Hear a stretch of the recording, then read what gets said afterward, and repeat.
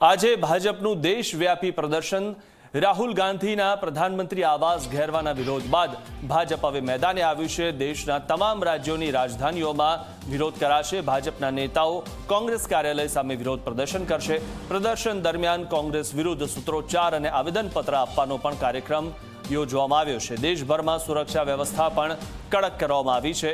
તો જે રીતે ગઈકાલે પ્રધાનમંત્રી આવાસની સામે રાહુલ ગાંધીએ આંદોલન કર્યું હતું અને કોંગ્રેસ વિરુદ્ધ હવે સૂત્રોચ્ચાર કરીને આવેદનપત્ર ભાજપ આપશે, તો આજે દેશભરમાં સુરક્ષા વ્યવસ્થા પણ કડક કરવામાં આવી છે અને હવે ભાજપ આનો વિરોધ નોંધાવશે। આજે ભાજપનું દેશવ્યાપી પ્રદર્શન થશે અને દેશવ્યાપી પ્રદર્શનમાં ભાજપ રાહુલ ગાંધીના પીએમ આવાસ ઘેરવાના વિરોધ જે ગઈકાલે થયો હતો તેને લઈને હવે ભાજપ મેદાને છે, કારણ કે દેશના તમામ રાજ્યોની રાજધાનીઓમાં આજે વિરોધ કરવામાં આવશે।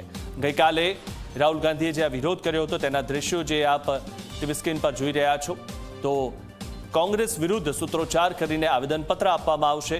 ભાજપ દ્વારા આજે વિરોધ પ્રદર્શન કરવામાં આવશે। દેશભરમાં સુરક્ષા વ્યવસ્થા પણ કડક કરવામાં આવી છે। જે રીતે આજે વિરોધ પ્રદર્શન થવાના છે, આજે ભાજપનું દેશવ્યાપી પ્રદર્શન થવાનું છે।